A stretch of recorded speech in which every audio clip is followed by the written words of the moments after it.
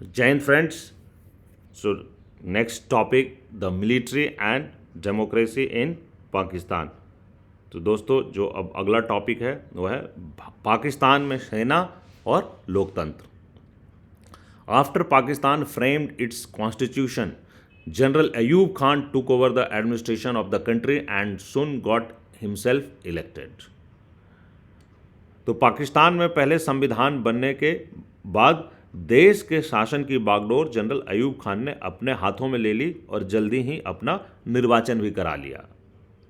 He had to give up office when there was popular dissatisfaction against his rule. और उसके शासन में जनता का गुस्सा भड़का और ऐसे में उसे अपना पद छोड़ना पड़ा। This gave way to a military take over once again under general Yahya Khan, है ना। तो इससे एक बार फिर सैनिक शासन का रास्ता साफ हुआ और जनरल याह्या खान ने शासन की बागडोर संभाली। During Yahya's military rule Pakistan faced the Bangladesh crisis and after a war with India in 1971 east Pakistan broke away to emerge as an independent country called Bangladesh. Yahya Khan के सैनिक शासन के दौरान पाकिस्तान को बांग्लादेश संकट का सामना करना पड़ा और 1971 में भारत के साथ पाकिस्तान का युद्ध हुआ। Bangladesh crisis, war with India in 1971। युद्ध के परिणाम स्वरूप पूर्वी पाकिस्तान टूटकर एक स्वतंत्र देश बना और बांग्लादेश कहलाया।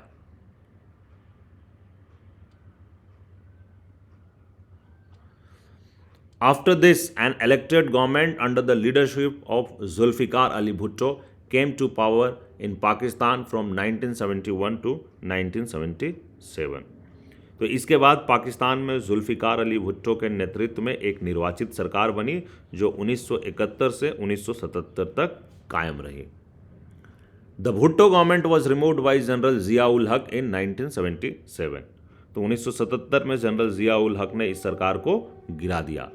General Zia faced a pro democracy movement from 1982 onwards and an elected democratic government was established once again in 1988 under the leadership of Benazir Bhutto।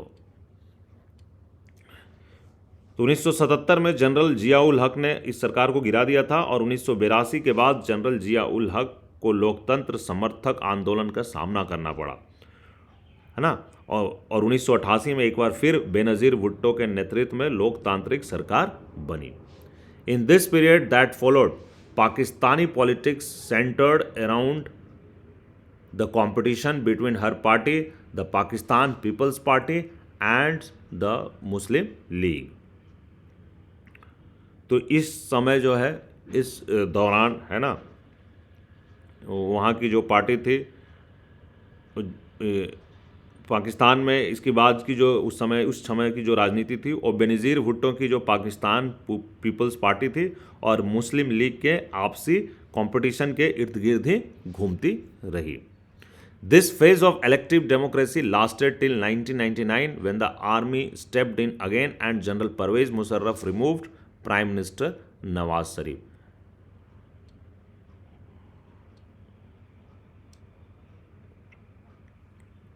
तो निर्वाचित लोकतंत्र की यह व्यवस्था 1999 तक कायम रही। 1999 में एक बार फिर सेना ने दखल दी और जनरल परवेज मुशर्रफ ने प्रधानमंत्री नवाज शरीफ को हटा दिया।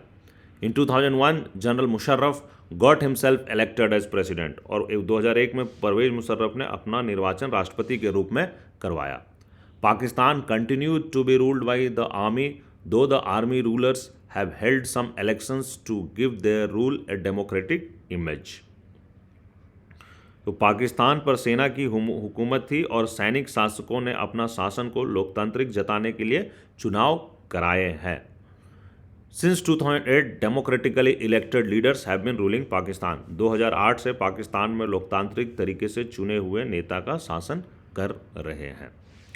So several factors have contributed to Pakistan's failure in building a stable democracy। तो पाकिस्तान में लोकतंत्र के अस्थायी न बन पाने के कई कारण हैं। The social dominance of military, clergy, and land-owning aristocracy had led to the frequent overthrow of elected governments and the establishment of military government.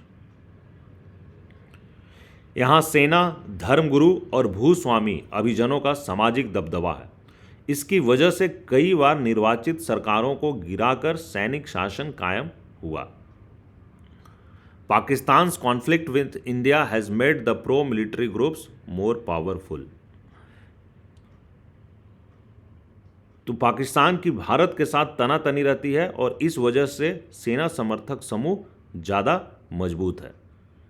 These groups have often said that political parties and democracy in Pakistan are flawed, that Pakistan's security would be harmed by selfish-minded parties and chaotic democracy, and the army's stay in power is therefore justified.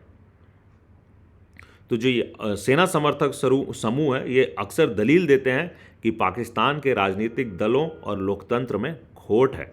राजनीतिक दलों के स्वार्थ साधन और लोकतंत्र की धमाचौकड़ी से पाकिस्तान की सुरक्षा खतरे में पड़ेगी।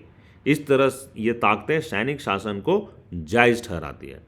While democracy has not been fully successful in Pakistan, there has been a strong pro-democracy sentiment in the country. लोकतंत्र तो खैर पाकिस्तान में पूरी तरह से सफल नहीं हो सका, लेकिन इस देश में लोकतंत्र का जज्बा बहुत मजबूती के साथ कायम रहा है। Pakistan has a courageous and relatively free press and a strong human rights movement. तो पाकिस्तान में अपेक्षाकृत स्वतंत्र और साहसी प्रेस मौजूद है और वहाँ मानवाधिकार आंदोलन भी काफ़ी मजबूत है। The lack of genuine international support for democratic rule in Pakistan has further encouraged the military to continue its dominance. तो पाकिस्तान में लोकतांत्रिक शासन चले, इसके लिए कोई खास अंतर्राष्ट्रीय समर्थन नहीं मिलता। इस वजह से भी सेना को अपना प्रभुत्व कायम करने के लिए बढ़ावा मिला है।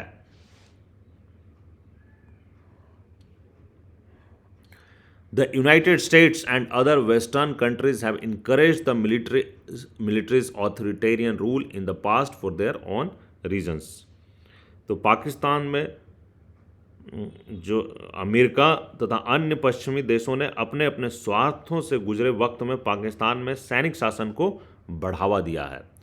Given their fear of the threat of what they call global Islamic terrorism and the apprehension that Pakistan's nuclear arsenal might fall into the hands of these terrorist groups, the military regime in Pakistan has been seen as the protector of the Western interests in the West Asia and South Asia.